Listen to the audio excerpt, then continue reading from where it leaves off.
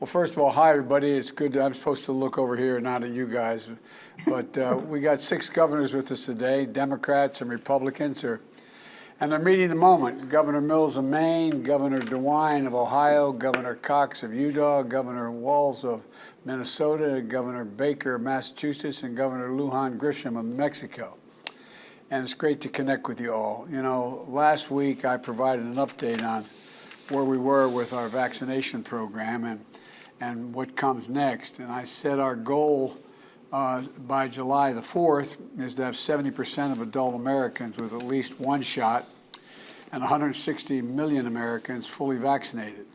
And that's a pretty huge goal, I acknowledge that, but you've done a remarkable job. But if we succeed, we're going to be able to take a serious step toward a return to normalcy by Independence Day, which is a goal that was not arbitrarily, but based on talking to the docs, thought if we did what we had to do, we could meet. And there's a lot of work to do, though, to get there, but I believe we can get there. And part of the reason I'm so confident is because of your leadership, the governors, and your partnership with us. The governors with us today and their counterparts have been instrumental in helping us make progress and more quickly than anyone would have thought. Working together, we delivered over 220 million shots in my first 100 days, well beyond anyone's expectations, but because of their cooperation. And today, more than 150 million Americans have gotten at least one shot. Over 115 million Americans are fully vaccinated. Nearly 85% of people, 65 and over have gotten at least one shot. And whether it's a red state or a blue state, black, white, Latino, AAPI, Americans from every walk of life are getting their vaccines. We got more to do, though. Now cases and hospitalizations and deaths are all down. Tens of thousands of moms and dads, brothers and sisters, grandparents, neighbors, friends are still with us who I believe whom would have otherwise we would have lost but for the work of these governors. And millions of Americans are starting to live life more normally after more than a year of sacrifice. And I know everybody's tired of hearing me say this online here, but it isn't Democratic progress or Republican progress, it's American progress. And now we've got to take the next step together. I know every week you meet with Jeff Zients, who's here with me, and you go through it, and I've had a chance to meet with the Governor's Conference and others, but we decided from the very beginning, as you all remember, that how many govs did you speak with in the last, just today? Well, today we had our weekly call, so I hope most governors attend that call, which is great. And but the point is that we know we want to get something done. It's all about governors and mayors and county executives, it's all local, it's on the street. And to meet the goal that I set last week, we need to accomplish 3 things in my view. 1, we have to make it easier and more convenient for all Americans to get vaccinated, and you're busting your neck doing that. 2, to build confidence in vaccines by delivering facts and answer questions to anyone who might have one and have thorough answers. And 3, by ensuring that we reach everyone with an equitable response that as we enter this next phase. And to help us get there, we've added 2 new tools. 1, Americans can go to vaccines.gov, or they can text their zip code to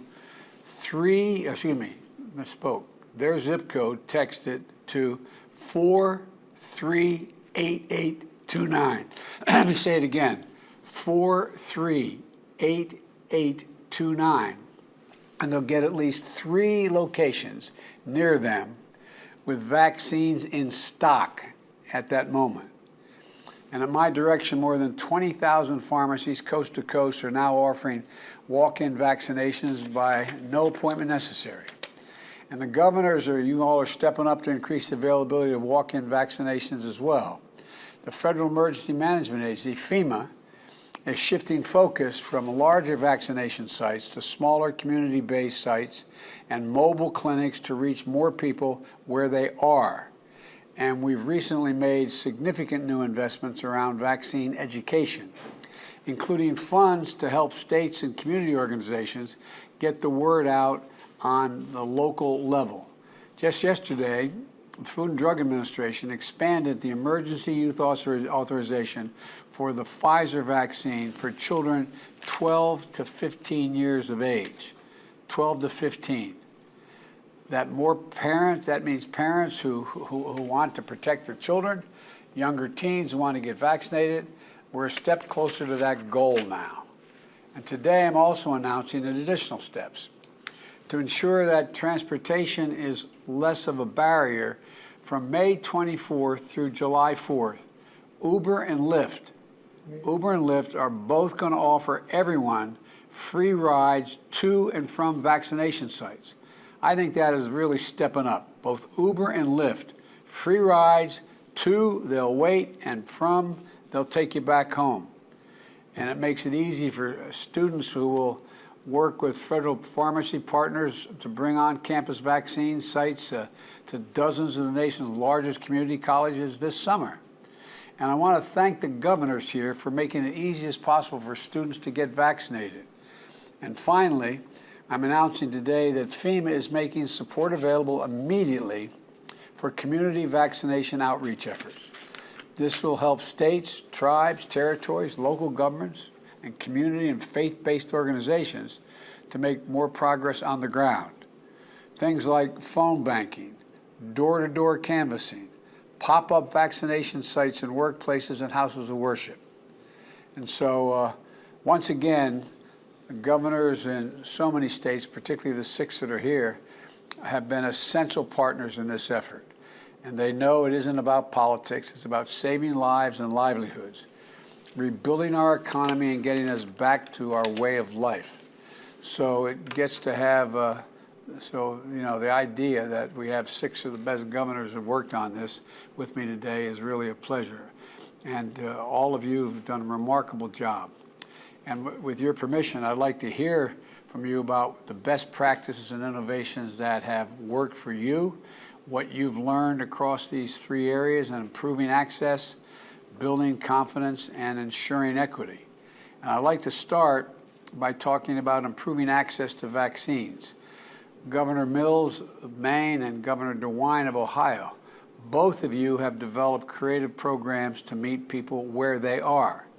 Governor Mills, if you don't mind, I'd like to ask you, how are you reaching out to people and encouraging them to get vaccinated, and what kind of success you have? Thank you, Mr. President, and thank you for all you're doing to help us get shots in arms. It's a great honor to join you and fellow governors across the nation to share these innovative ways that Maine is vaccinating people against COVID-19. Maine has had some of the lowest numbers of COVID-19 cases, hospitalizations, and deaths in the country since the onset of the pandemic. But the people of our state believe in the science, and they have followed public health protocols to prevent the spread of the virus.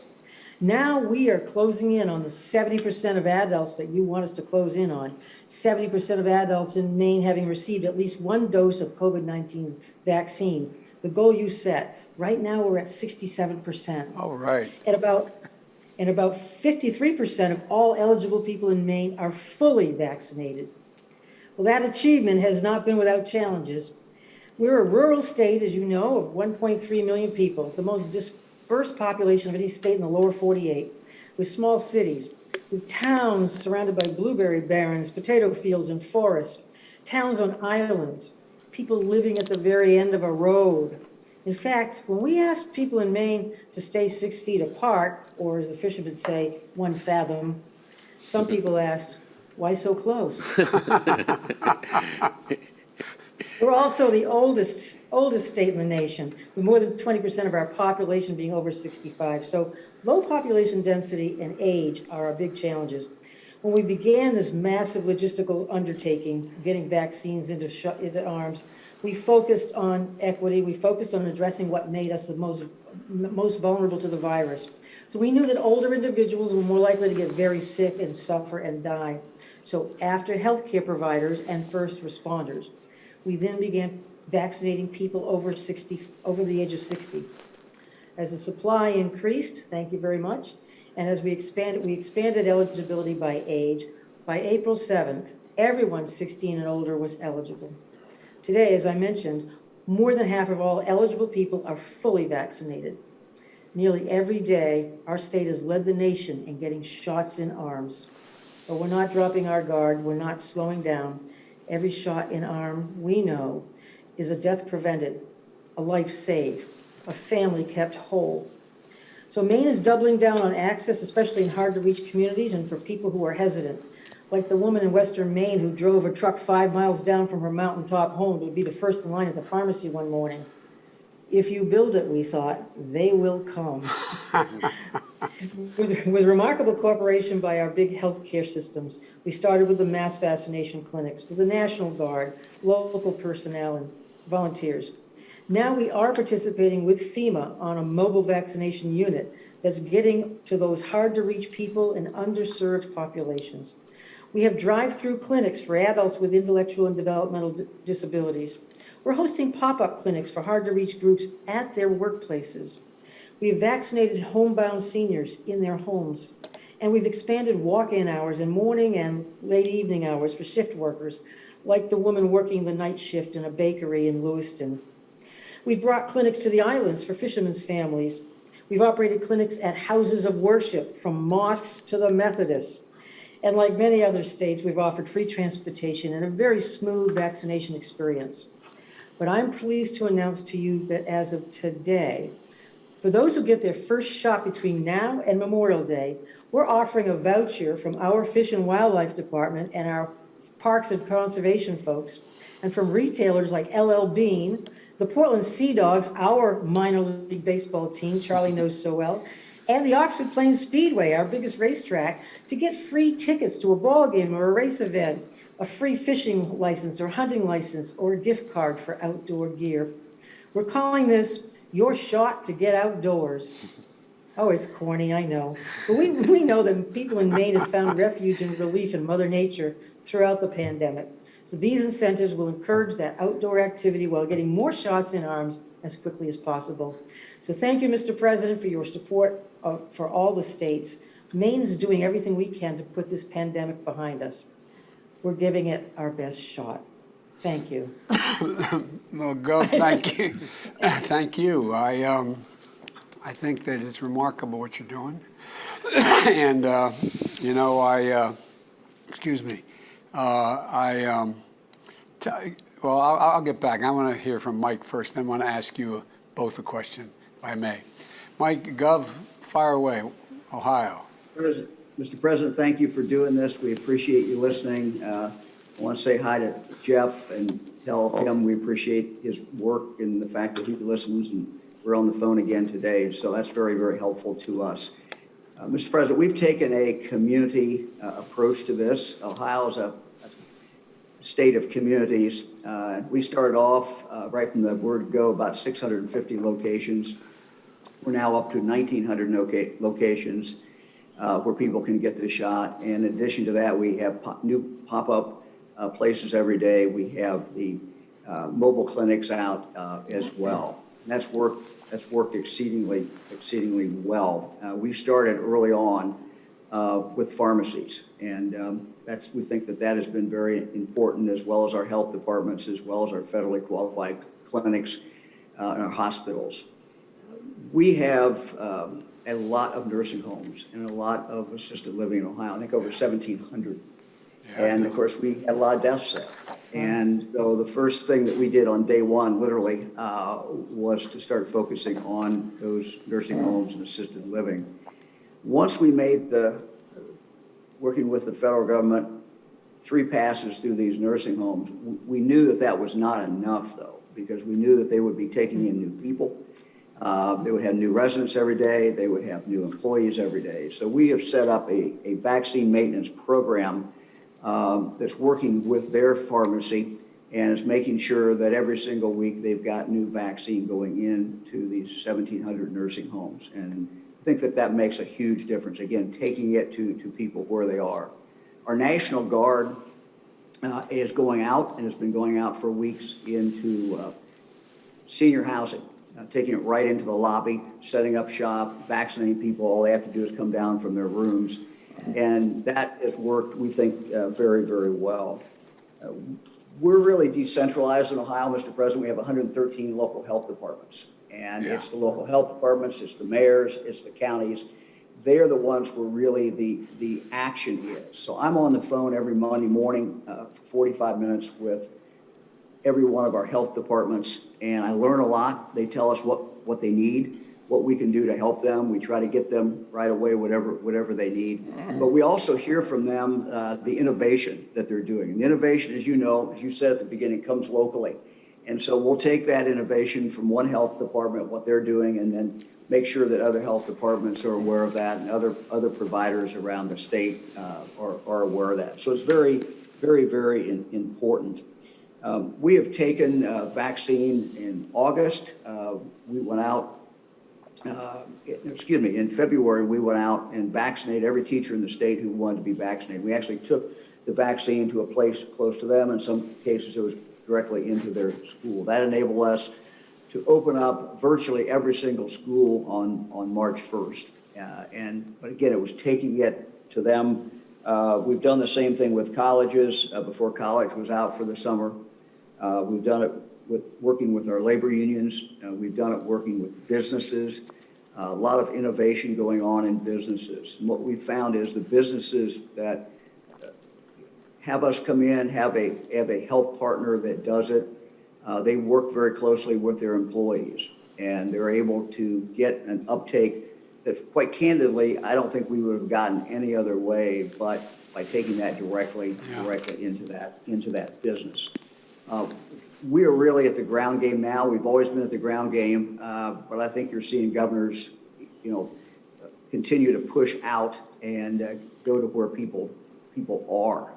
We have some health departments literally out knocking on doors. We have mobile clinics going around, and we want to reach people, exactly where they are. Just a couple observations. There certainly has been a appetite for the Johnson & Johnson. We're seeing that there are people who really want Johnson & Johnson. They want that one shot and to be done. There also clearly was an appetite for walk-up clinics. And so, most of the clinics in Ohio, as you said, are open for walk-ups. And there's people who just want to go. They want to make up their mind that day and go out and be able to knock on the door. Finally, we're very, very excited about being able to vaccinate 12, 13, 14, and 15-year-olds. And we've got plans in schools. We also have plans in the summer with Boys Club, Girls Clubs, feeding programs, and other things, trying to take this to where people are. So thank you for doing this, Mr. President. Well, Thank you both for what you guys are doing. And one of the things that I wanted to ask Governor Mills is that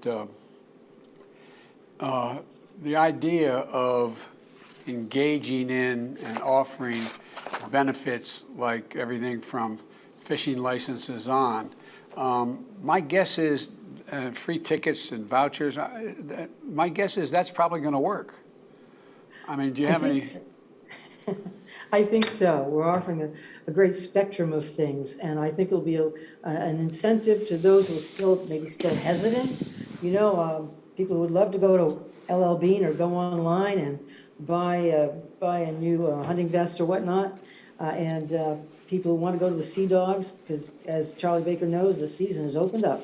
Yep. I think it's a good incentive. I know other states are doing something different. Yeah. Some are offering shots of booze, but New Jersey. Can I ask you, both of you, one last question? I'm sorry to take so long here, but I'm interested.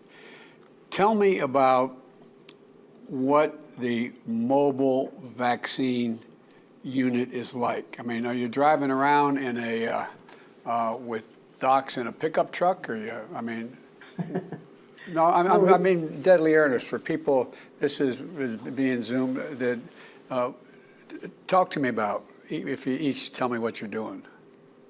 I've been through our mobile unit, and it's very attractive, very clean. It's a big trailer kind of thing, a vehicle, and it's staffed by people from the United States Health Service, Public Health Service, and some National Guard and some FEMA people. It's a great level of cooperation among those agencies and with the state of Maine and local governments.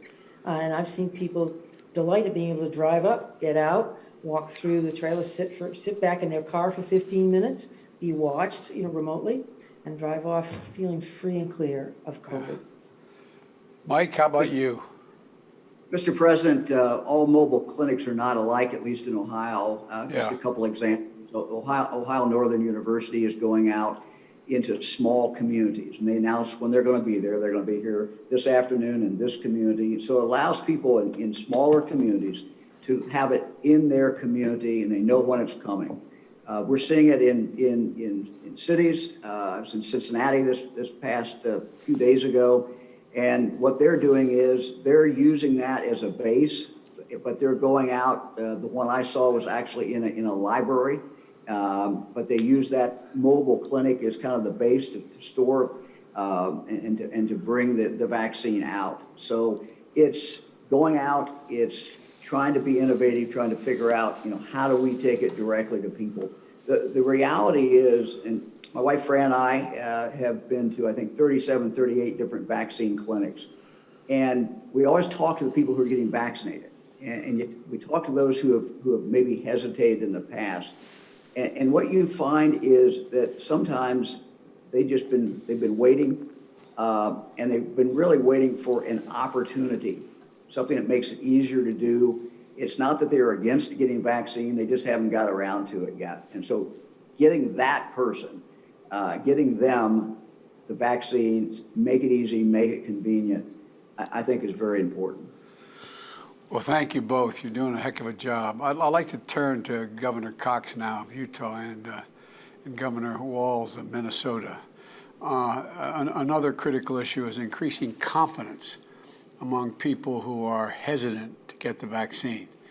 Governor Cox, I know you're bringing community leaders in to build confidence. Tell me about your efforts and how it practically is functioning, what you're seeing from those efforts. Well, thank you, Mr. President. It's great to be with you. We appreciate Jeff taking all of our complaints over the past few months. He's been remarkable in helping us resolve all of those and mostly. And by the way, he doesn't own any pharmacies. I just want you guys to know. We're very well aware, but hey, thanks for allowing us to participate and highlight some of the good things that you're doing and that are working well. By the way, just an aside and a tip for our media partners, I occasionally see reporting that focuses on what percentage of the total population has been vaccinated. That's great for places like Maine with the oldest population in the country, for places like Utah with the youngest population in the country, and of course, a large significant portion of our state that is not eligible to be vaccinated.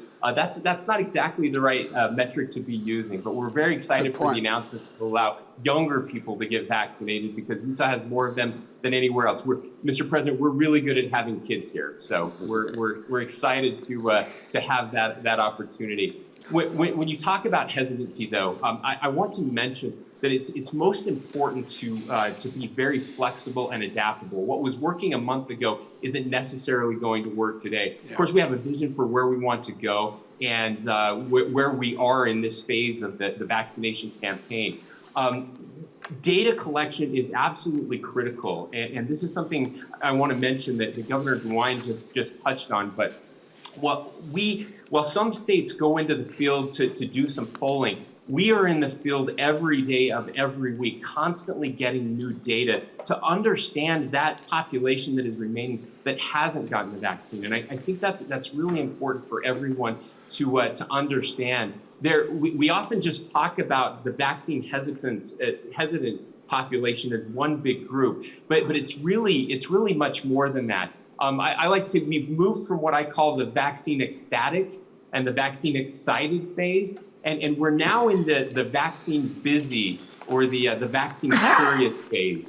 These are people that refuse to get it. They just haven't gotten around to it yet. And I think we have to approach all of these groups a little differently. But with that data, that's allowed us to really focus on three specific areas: the why, the who, and the where. To overcome this vaccine hesitancy, we designed a public information campaign that not only answers questions and resolves concerns, but it helps people understand that getting the vaccine is the way to get back to the things that we all love, that we all want to do. Weddings and family reunions, Utah Jazz games, the best team in the league right now, churches hugging grandparents, quinceañeras, all of those things that we care about. We want people to understand that the vaccine is really the key to ending that. And that's one area where we could use some help from the White House and others, and that is modeling what a fully vaccinated person can do. I like to say that we have fully vaccinated people, we should start acting like it. And that's a big motivation to get the unvaccinated to want to get vaccinated. Next up, we focus on the who. And I think, Mr. President, this may be the most important of all. Through our research, it became clear that people trust their family doctors, their local community leaders and church leaders, their family, friends, and neighbors a lot more than they trust government on this issue. So we've been working directly with those different voices to empower them and give them a platform to encourage vaccinations, which leads to the third, and the other governors have talked about this, so I won't take as much time, but the where is so important for this next phase and the next group of people now that we have enough vaccine for everyone. And so these mobile pop-up clinics that we're talking about really matter. And when you partner with the right voices in a community. So for example, in our Latino community, we're working with churches and pastors who will bring these mobile pop-up clinics right to the church where people can go and get those vaccinations. We've opened a portal to any organization in our state, businesses, churches, nonprofits, summer camps. Anyone that wants a mobile vaccination clinic can request one. We go directly to them. They have a party. People can come and get vaccinated. And we're finding that those trusted voices are helping us with that next phase of people who are a little unsure or just didn't have enough time to get around to it. We're taking out all of the excuses to not get a vaccine. And that's where we are now, Mr. President. We're excited as we continue to reach towards that goal of getting 70% of our adults vaccinated. Well, you're doing a heck of a job. And the idea you're talking about is what we nationally can do in terms of drawing a portrait of what it means if you're fully vaccinated, what you can do and what you can't do relative to the rest of the population. And we're just getting there now to the degree that I think you're going to see a more aggressive effort on our part to lay out that once vaccinated, it's not only you can hug your grandchildren, you can do a lot more. And whether or not you have to have, even at some point soon, mask inside versus outside. I mean, so and if anything, we've gone a little slower to make sure we're exactly right as terms of the percent of the population that has been vaccinated, the adult population. But I think, Jeff, we're going to be moving on that in the next little bit, aren't we? Yeah, I think we expect more and more guidance from the CDC for vaccinated people. And, you know, it's not everything, but I think you're right about it would increase the prospects of the desire to get vaccinated, you know, as well. And one of the things, Tim, what are you seeing up in your state right now? Well, first of all, thank you, Mr. President, for making this opportunity available. I'll echo our thanks to Jeff Zients and his team. They pick up the phone no matter what the question is, and they get us answers.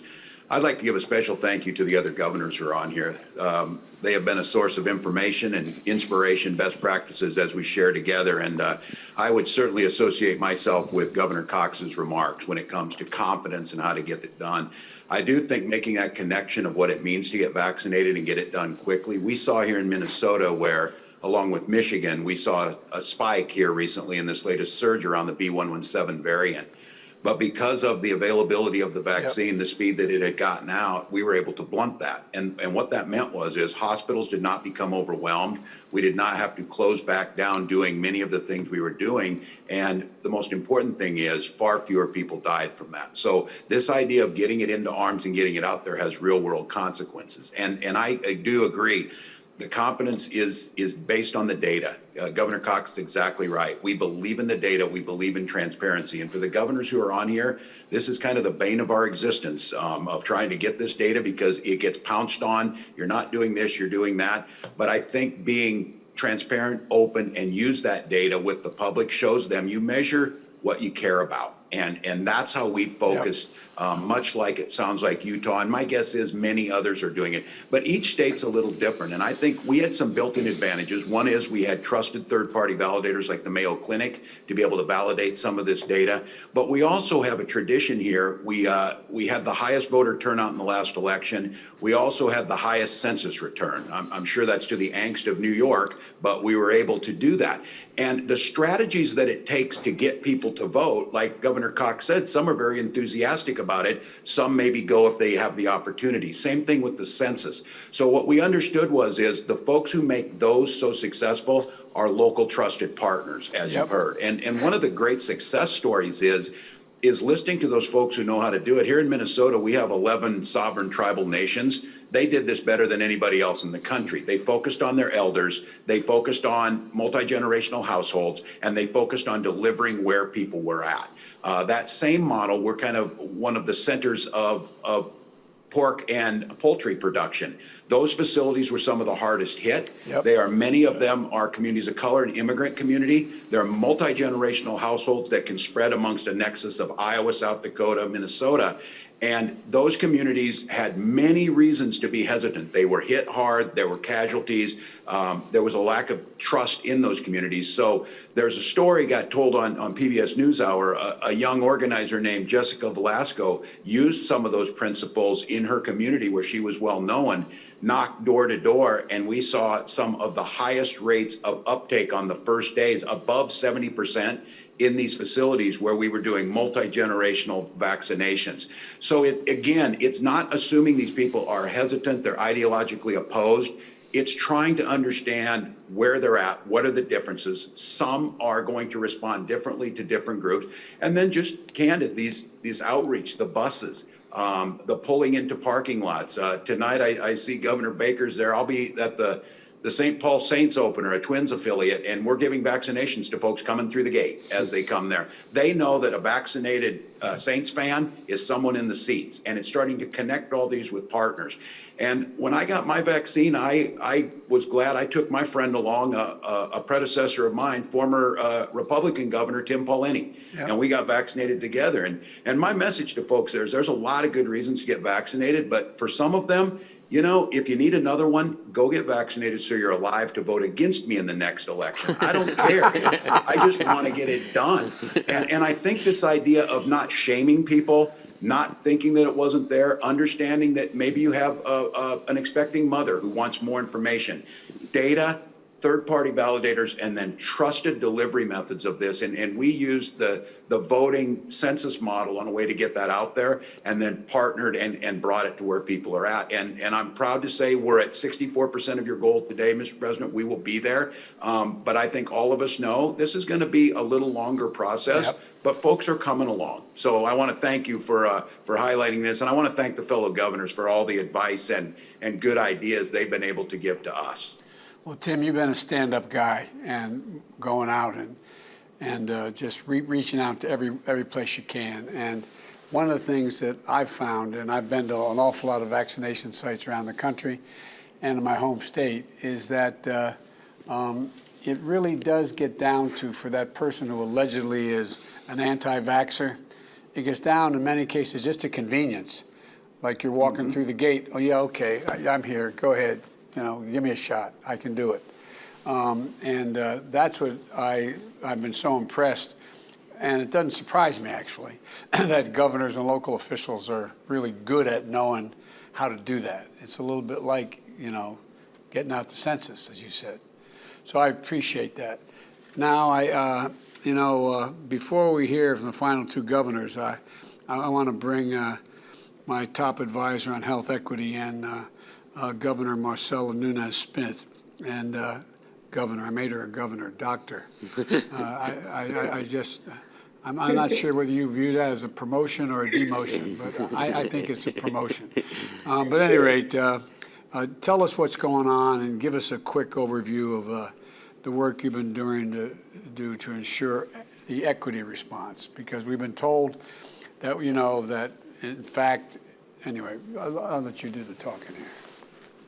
Thank you so much. Good afternoon, Mr. President. Good afternoon, Governor. It's just so very good to be with you today. I want to echo and thank you so much to you, all your teams, all that you're doing to center equity in your vaccination campaigns. As you've even referenced, it's important for us to hold a very broad understanding of the many groups that have been hard hit by the pandemic. Just for the minutes today, though, I want to focus in on race and place, on people of color and rurality in particular. And I want to share some of what we're finding in the federal vaccination channels. From the very beginning in those channels, it was key, as you all have done, to take a very intentional approach to center on equity.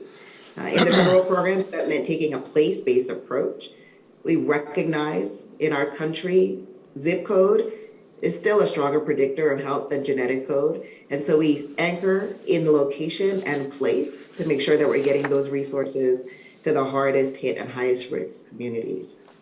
So setting up direct allocation to our country's community health centers, and including to rural health clinics, to local independent chain pharmacies, and of course, to the community vaccination centers. And as so many of you have referenced already, supporting mobile capacity. That is key to meeting people exactly where they are. So I want to share with you some of the demographic data. We have high quality demographic data that lift up and echo the need for data to drive our response. And so in the federal vaccination channels, what we see is encouraging. About 70% of vaccinations at community health centers have been administered to people of color. And that number is 60% for the community vaccination centers. And those are all of them located in hard hit communities. And over 40% of the pharmacies in the federal retail pharmacy program are located in high risk areas. And if we look in the last 2 weeks, over 46% of those pharmacy doses have been administered to people of color. So of course, there is absolutely more work to do. As you all illustrate, equity work, reaching to communities, that's hyper local. So key to recognize that communities are the experts in what they need and to partner. As the examples have really showed, partnering with trusted local community leaders is a must. So we're all looking forward together as the vaccination efforts charge on prioritizing access, focusing in on ease and convenience, and addressing those structural barriers we begin to talk about, making sure people have the opportunity to get connected to vaccine without an appointment, making sure that there is paid time off for vaccination and any recovery time, and thinking about other things like transportation and providing that assistance. So in addition to making sure that everyone has access to vaccination, we have to make sure they have access to the accurate information about vaccines from the people that they know and from the people that they trust. So making sure that everyone, that is every person, every community, can benefit from this scientific discovery. And we could all agree that's how we all together get to the other side of the pandemic. So just as I wrap, I want to say, we know equity does not happen by default, and it never has. So thank you for all you're doing, for sustaining this commitment, and of course, for your leadership. Well, thank you very much. And now I want to bring in Governor Baker, Massachusetts, and Governor Lujan Grisham in Mexico, who've been focused on equity in their states responsible in responding to this pandemic. And first to you, Governor Baker, can you share with us how the Commonwealth is making sure that every community has access and information and opportunity to get vaccinated? And tell me, if you don't mind, give me your opinion whether you think Lyft and these two outfits are going to provide free transportation. It seems to me, where I come from, a lot of the communities of color use these facilities, because they don't have automobiles. So anyway, I don't want to hold you up from the game here either, Charlie, but you've been doing a hell of a job across the board. You really have. Hope that doesn't ruin your reputation coming from a Democrat, but you're doing a hell of a job. Thank you very much. Thank you very much, Mr. President. And I'm going to also give Jeff Zients and his team a shout out for all the work they've been doing to help us, help you, the American people, succeed in getting vaccinated. Massachusetts is number 2 in the country. We have about 74% of our adult population that's gotten a first dose. my friends north of us in Vermont are ahead of us, and we're going to do all we can to catch up to them. But our program was basically what I refer to as a mixed model. Our mass vaccination sites did about 1 million shots, but we also had regional collaboratives with local boards of health and local providers in areas where we had a lot of geography between and among people. We had tremendous participation from our healthcare community, all the way from the hospital systems to the physician offices. And our community health centers were a big part of the show for us very early on. And with respect to equity, one of the places we started straight out of the gate was a big aggressive program to do outreach to congregate care. And this meant, group homes that take care of people with developmental disabilities and mental health issues. It meant hitting a lot of the senior sites that weren't part of the pharmacy program. It also meant going after homeless shelters and some of the folks who worked and were residents there. And I think in many ways, that approach, which sort of targeted a variety of different objectives early on, is the way we framed it all the way through. And our community health centers, to sort of follow up on several previous comments, have been big players for us. And in some cases, they've been partnering with hospitals and with churches and senior centers and community centers and mobile vaccine players to do pop-up clinics. And it's very interesting when you have the muscle of a big hospital system that can be a big supporter of a community health center that's running a program in conjunction with them in a church or a community center or a senior center. You basically got all the trusted voices in that particular neighborhood working together, delivering the same message, which is that this is a good idea and this is something that you should be willing to do. And we, of course, track our data as well. And we've managed to successfully vaccinate so far our Hispanic community, our Asian community, our Black community, at rates that's right up there with our white community as well. We still have some work to do there, but we've made a lot of progress. And I guess I would say that I think the transportation issue is a big deal. And the decision to include folks like Lyft and Uber in this can make a big difference. We have special programs for homebound folks that we do in conjunction with our local boards of health, where they are literally identifying populations that can't get to a vaccination site, no matter how close it might be, and making sure that we're going out and meeting them where they are and making sure they get vaccinated the same way everybody else does. I think the other thing I would say is that for all of us, one of our great opportunities and our great challenges to get over, whether it's hesitancy or equity or more confidence, is the more people see this happening among their friends and their families and coworkers, the more likely they are to sign up and say, you know what, I'm willing to play. And the walk-up stuff has made a big difference too. I was visiting one of our pop-up sites last week, and they had about 50 or 60 appointment visits. They had 700 walk-ups, and I think the walk-up stuff can be a really big deal in terms of making sure that we create other opportunities for people, especially younger people. I get 3 kids in their 20s. I'm well aware of how they feel about appointment scheduling. I think in many ways, as we move down the age quartiles here, being able to just make this available in a bunch of different locations and recognizing and understanding that everybody doesn't work off a calendar and a schedule is going to be a big part of getting this done. We've also been talking to our primary care docs and our pediatricians about how they're going to help, and our schools about how they're going to help us with the folks under the age of 16, the 12 to 15 community. And I think in many ways, the biggest thing we as governors have tried to do is pursue a variety of data-driven approaches based on what we're hearing from people on the ground and recognizing and understanding that the same approach isn't going to work in every place, and you got to be willing to be flexible and put a lot of different approaches into the mix to get this done. And let me just close again by saying how much we appreciate the chance we've had to work with your administration on this, and we're going to work really hard to make sure we get everybody who wants a vaccine vaccinated by the 4th of July. Well, thanks, Charlie. Thank you. Doing a hell of a job.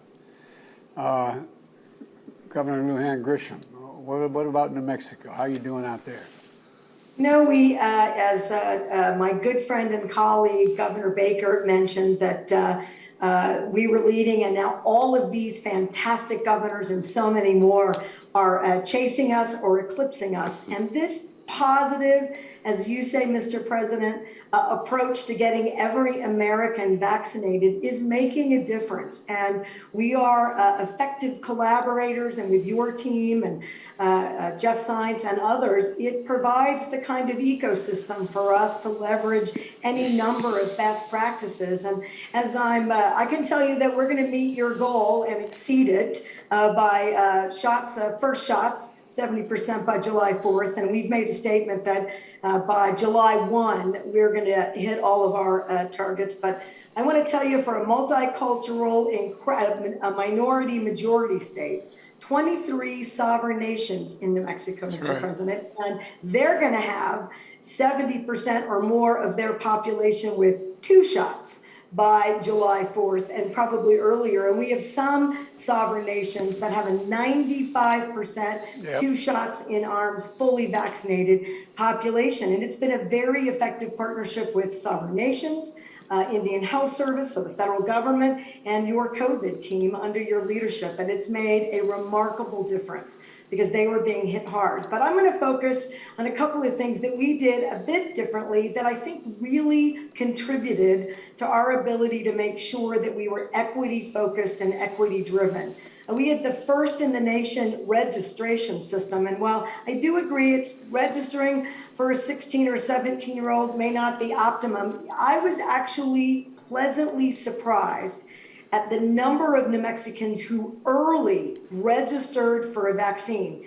And that data then allowed us to see whether or not we were getting minority populations, whether we were getting to rural and frontier areas in the state, whether highly concentrations of extreme poverty, whether we were getting to those areas, which meant that we could then drive vaccine, both access and delivery, to those populations. And like every state, we used that system to do now walk-ins and pop-ups, and any business can get on our site or call us or communicate with us in any number of ways, no wrong door, and we'll come to you. We'll set up automatically a vaccine site, as you've heard, at a church, at a business, at a grocery store, at a library, at a pediatrician's office, anywhere, everywhere in the state, and we're also using mobile clinics.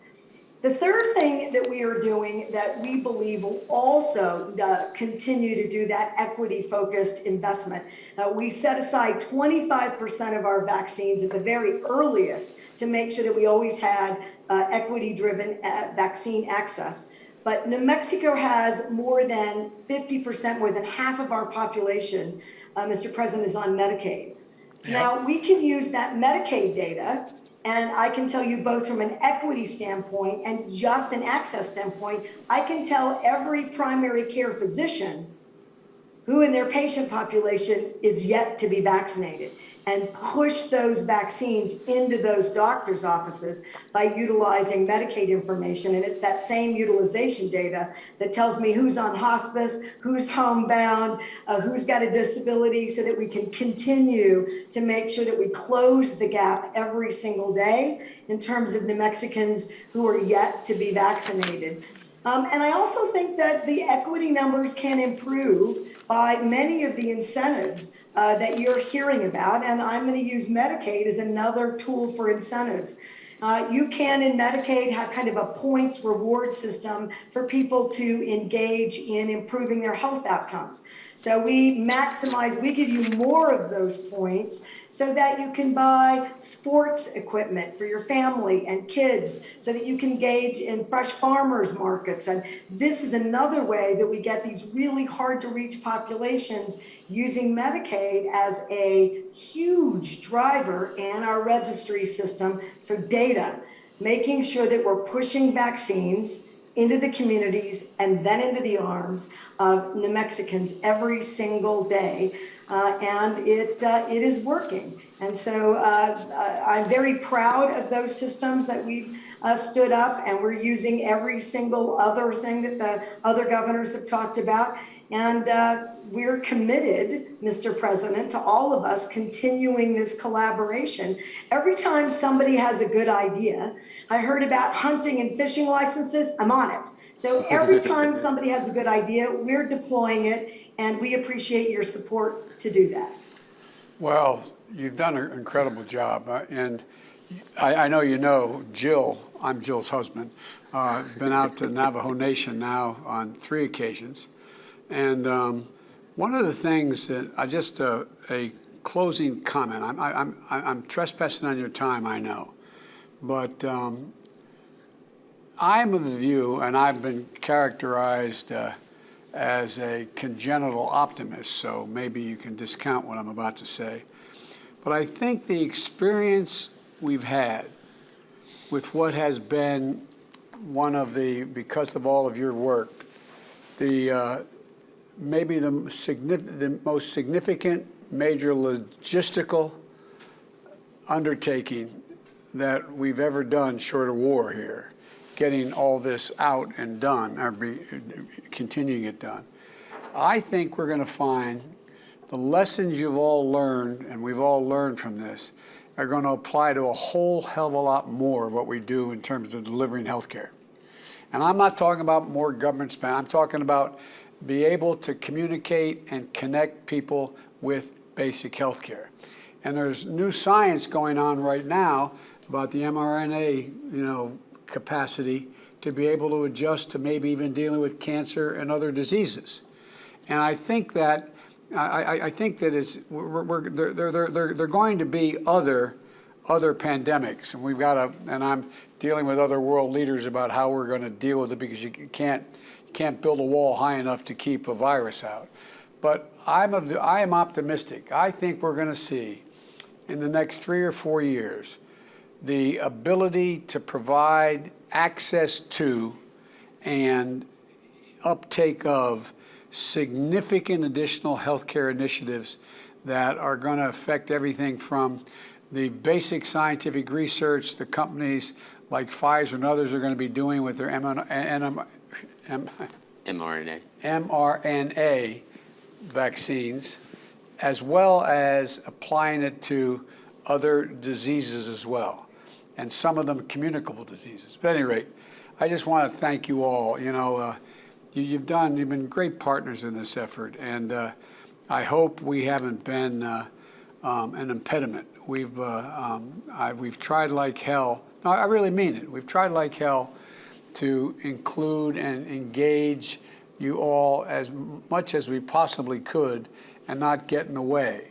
I know occasionally, when I got some criticism when I decided we were going to engage the public health clinics around the country and get them involved, and not from you all, but from others. And but I think you've done an incredible work, and it's why I think we get a lot more done at the state level in terms of cooperation among Democrats and Republicans than we do federally. And so none of this could have worked without your leadership. I really mean it. I'm not trying to be solicitous. I'm being completely honest. So thank you, thank you, thank you.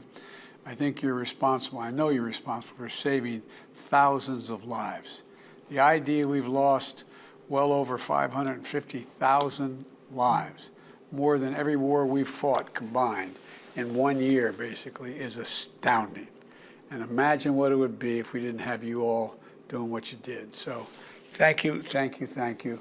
And one other thing you're going to be hearing about, it wasn't supposed to be part of what I'm talking about, but every country in the world is now looking to us to provide for their lack of capacity to produce and or have vaccines. I'm not going to shortcut the United States of America. I promise you we're going to have enough vaccine for every single American. But we are going to be engaged in working with other countries, because there are going to be a lot of variants that are going to be coming from other countries that we're going to have to be aware of as well. But and I may get back to all of you for some ideas on how I go about doing that. But I think we can produce a whole hell of a lot more vaccines that we can make available. We've already, how many we got out? We've committed to 60 million doses. We're not using the AstraZeneca vaccine, and I've committed the distribution of 60 million doses to 2 other countries, our neighboring countries, who are desperately in need of vaccines. But there's just an awful lot. I literally have virtually 40% of the world leaders calling and asking, can we help them? And we're going to try. But at any rate, I just want to thank you again for what you've done. You've been wonderful, and I look forward to seeing you all in person as soon as we get everybody, we get above that 70%. Thank you, thank you, thank you. Thank you. Appreciate it. Thank you, Mr. President. Thank you. Thank you. Yes, sir.